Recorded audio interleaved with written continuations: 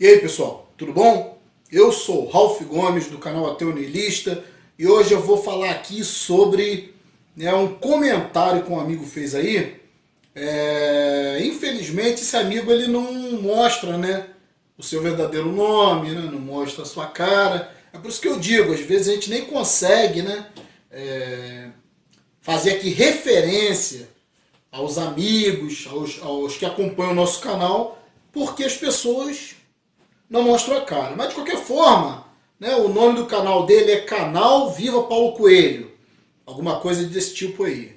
Então o que acontece? Esse amigo, ele fez um comentário muito interessante. Ele falou: Ralph, será que as religiões não surgem a partir dos drogados?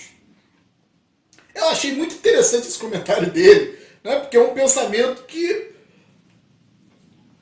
ocorre em poucas pessoas. Se você for olhar bem, as religiões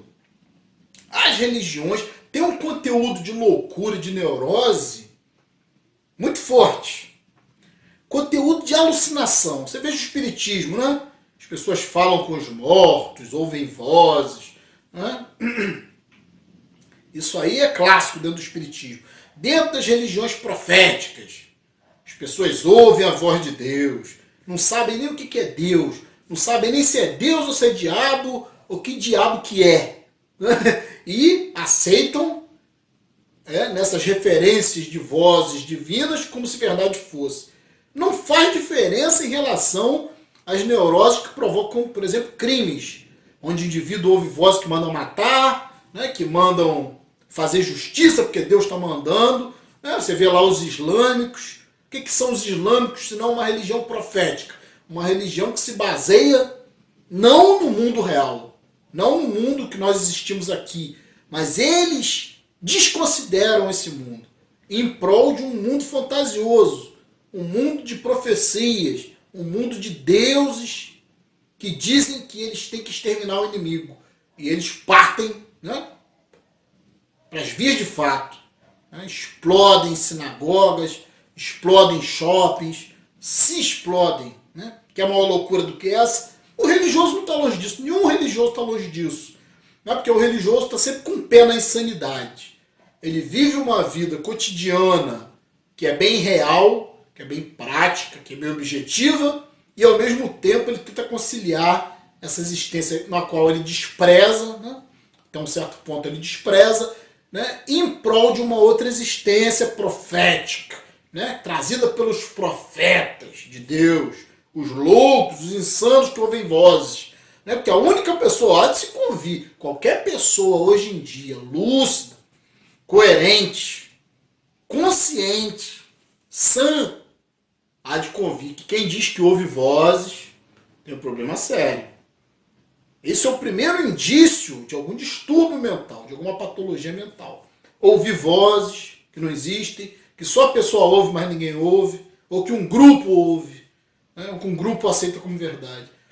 Todas as religiões surgiram desse tipo de loucura, desse tipo de insanidade. Vamos dar uns exemplos aqui. Moisés. Moisés subiu lá para o monte. Ficou lá tipo uma semana. Quando desceu, trouxe os 10 mandamentos. Os 10 mandamentos registrados, gravados em pedra. Ficou uma semana lá em cima, que foi tempo suficiente para ele mesmo gravar nas pedras. Olha que interessante, E o povo ali, claro, ouvia essas insanidades como se verdade fosse. Todo o texto do Pentateuco, que são os 5 livros, a Gênese, o Êxodo, Número, Deuteronômio, Levítico, Deuteronômio, são os 5 livros. Foram inspirados, supostamente inspirados. Alucinações vistas sobre a ótica de hoje, da atualidade. Alucinações. Nós temos exemplo disso com os pajés, lá entre os índios, indígenas, os xamãs, que jogam ervas ali dentro da fogueira, e essas ervas em combustão sofrem um processo químico, liberam gases alucinógenos, né, que fazem com que esses xamãs, ou esses pajés, ou esses líderes religiosos de tribos primitivas enxerguem, tenham visões que impressionam os ignorantes da sua tribo. E baseado em alguma lógica, em algum raciocínio, misturado com essa fantasia toda, né, eles conseguem um poder. Porque nenhum religioso, nenhum líder religioso é burro. É sempre líder. Está sempre no controle. Está sempre com algum interesse. Seja financeiro ou seja de poder. Porque o ser humano, as pessoas têm que entender uma coisa. O ser humano, existem várias categorias de ambições no ser humano. As pessoas imaginam como ambição a questão só financeira. Não. Existe uma classe de religiosos que tem interesse, né, cuja psicologia é tão distorcida, que o indivíduo consegue sair tanto da realidade que ele não quer dinheiro. É claro que aqui no Brasil isso é raro, né? É um pouco raro, né? Nós temos alguns exemplos como Chico Xavier, né? Temos um exemplo internacional como Irmã Dulce e alguns outros loucos aí religiosos, né? Que não estavam interessados em dinheiro. O interesse deles era fama, era uma outra forma de poder. É o interesse que muitos artistas têm. Tem muitos artistas que são conceituais, né? Eles não querem dinheiro. O dinheiro para eles é uma consequência, não é tão importante. Querem fama, querem ser idolatrados. E essa simbologia da divindade, né, de Deus, que é idolatria, que é controlar o outro através da submissão, né, do poder divino. Isso não tem muito a ver, às vezes, com dinheiro. Tem mais a ver com egocentrismo, com uma necessidade de idolatria pessoal. Um ego tão gigante, né, que não tem nem muito a ver com questão financeira. Tem mais a ver com poder sobre os outros. Isso é muito comum na classe artística, né, onde o indivíduo não está tão preocupado. Né? Aqui no Brasil, não. Vamos dizer que aqui no Brasil, né, tudo se resume praticamente a dinheiro, a poder monetário, poder financeiro. Infelizmente aqui a coisa funciona dessa forma, né? Que nós somos um país primitivo, um país de indígenas. Somos uma sociedade indígena ainda, tribal. Mas você consegue ver como um caso de uma Joana d'Arc, na Europa. Não, a Joana d'Arc, ela era uma alucinada, não, uma esquizofrênica, ouvia vozes. E tinha um complexo de santa. Queria ser santa. Queria ser o centro do universo. Queria estar intimamente conectado com a divindade. Né? E isso é uma das maiores ambições que o ego humano pode ter. Né? Que é a ambição de ser Deus, de estar em contato com Deus. Então você vê que o fenômeno da Joana d'Arc não tinha a ver com sacrifício, tinha a ver com honra, tinha a ver com glória, com poder de ser uma pessoa iluminada, divina. É o mesmo caso de Jesus, né? Se existir um Jesus histórico, pode existir megalomania maior do que virar uma divindade, do que criar uma religião. Você vê que se existiu um Jesus histórico, não estava preocupado com dinheiro, estava preocupado com outro nível de poder. Então, essa questão é interessante, a questão da droga. Né? A droga, nós sabemos muito bem, hoje a ciência nos mostra muito bem, a química mostra que os efeitos da paixão sobre o cérebro são parecidos com a utilização, por exemplo, de cocaína, ou de algumas dopaminas, né? Ou de algumas as endorfinas, que são hormônios naturais que agem no cérebro, fazem o mesmo efeito. O sexo, o ápice, o êxtase sexual, tem o mesmo efeito da cocaína ou de outras drogas que dissociam o ser humano momentaneamente da realidade. Obviamente que as drogas têm uma intensidade muito maior.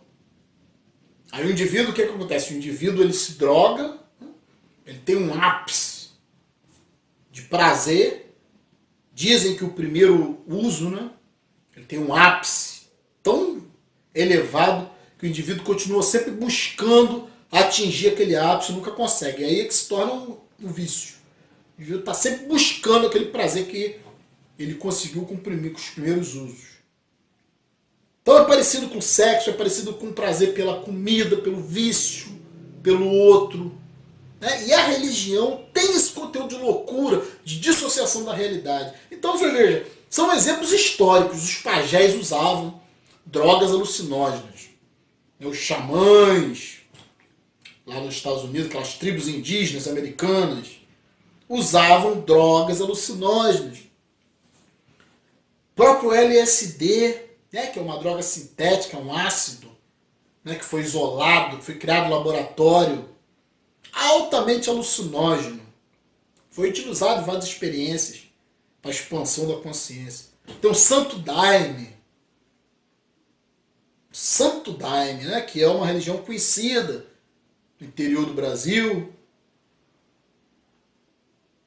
Então o que acontece? São religiões que têm uma associação com os indígenas, que usam drogas alucinógenas para tentar atingir alguma dissociação da realidade.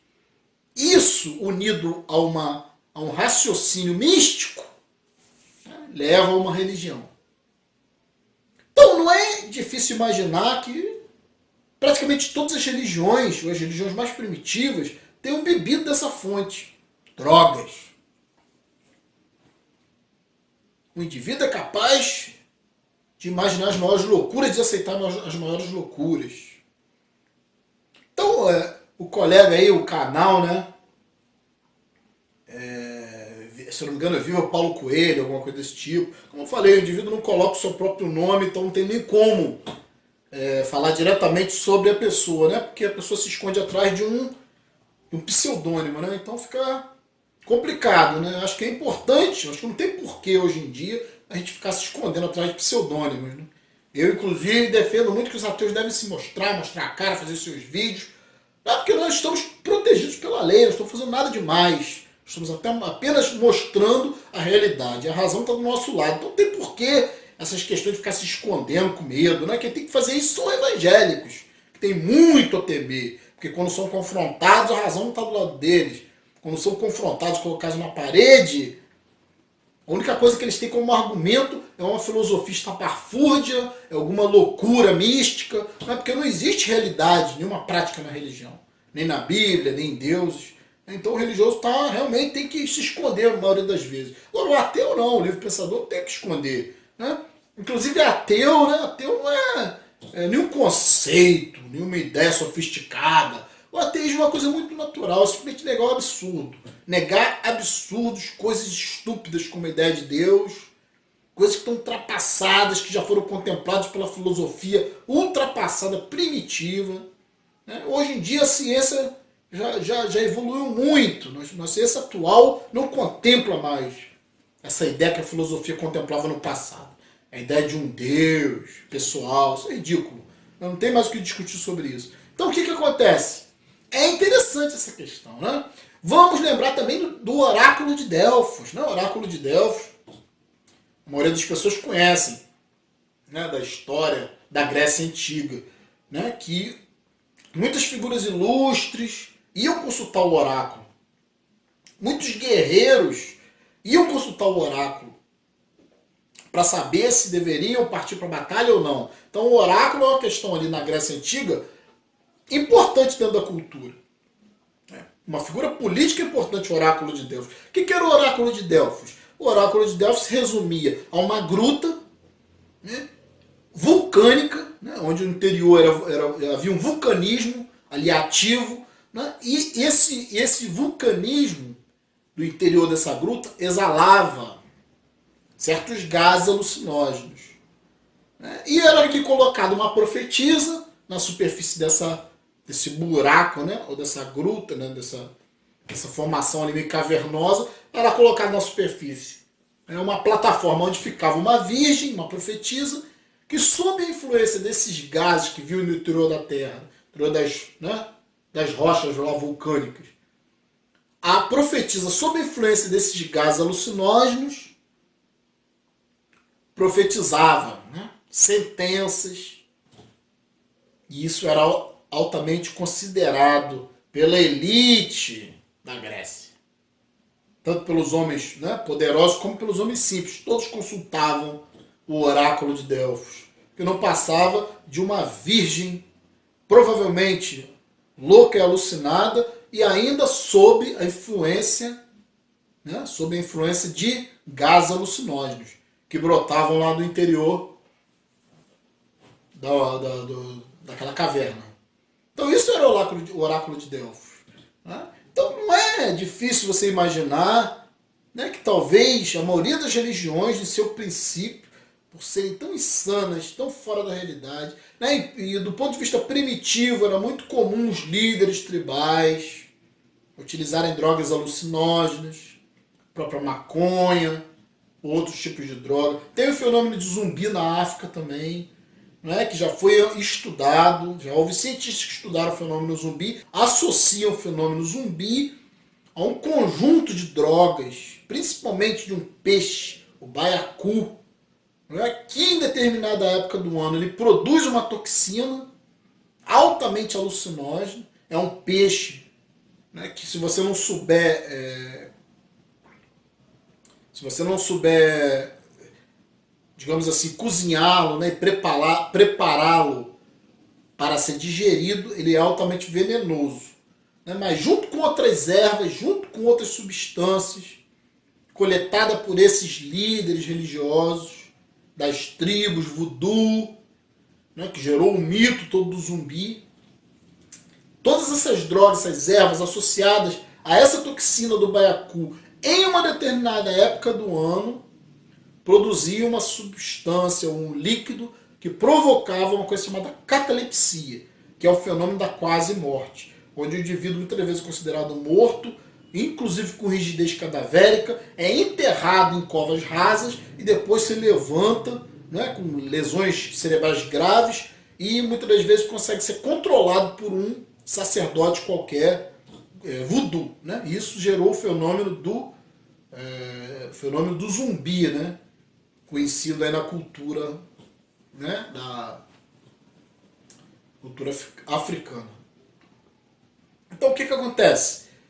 É muito fácil imaginar que a maioria das religiões tenha tido algum tipo, né, de influência de drogas nesses chamados profetas, que eram os homens que tinham alucinações, tinham visões divinas, dentro do contexto social no qual existiam. E esses homens, imbuídos de autoridade, determinavam regras, escreviam livros, né, e tinham um poder político importante. Então essa questão é muito interessante, né, que o canal aí Viva Paulo Coelho me indicou, fez um comentário que eu gostei e achei interessante fazer esse vídeo. Né, então vou fechar por aqui, deixo aí essa possibilidade aí de estudo para vocês, né, porque o meu canal aqui, que eu digo que não é nem mais meu, é nosso, né? Eu não estou interessado aqui em evangélicos, em evangégues, em pessoas que vêm aqui me criticar, né, pessoas que vêm aqui combater o nosso trabalho. Não estou interessado, meu canal não é direcionado, o canal não é direcionado para essas pessoas que estão apagadas, que estão dormindo. Esse canal aqui é dedicado aos livres pensadores. É para esses que esse canal é dedicado, as pessoas que querem, né, ter aqui algum conhecimento e também ter aqui uma possibilidade de abrir um leque de estudos. Né? Porque o verdadeiro conhecimento ninguém passa para ninguém. É você que adquire com a sua busca e com a sua perseverança e com o seu interesse, com a sua coragem. Porque é impossível passar conhecimento para alguém que já não tenha uma base para, né, desenvolver e receber essa informação. Então, um abraço a todos, vou ficar por aqui, estamos juntos para a propagação do conhecimento.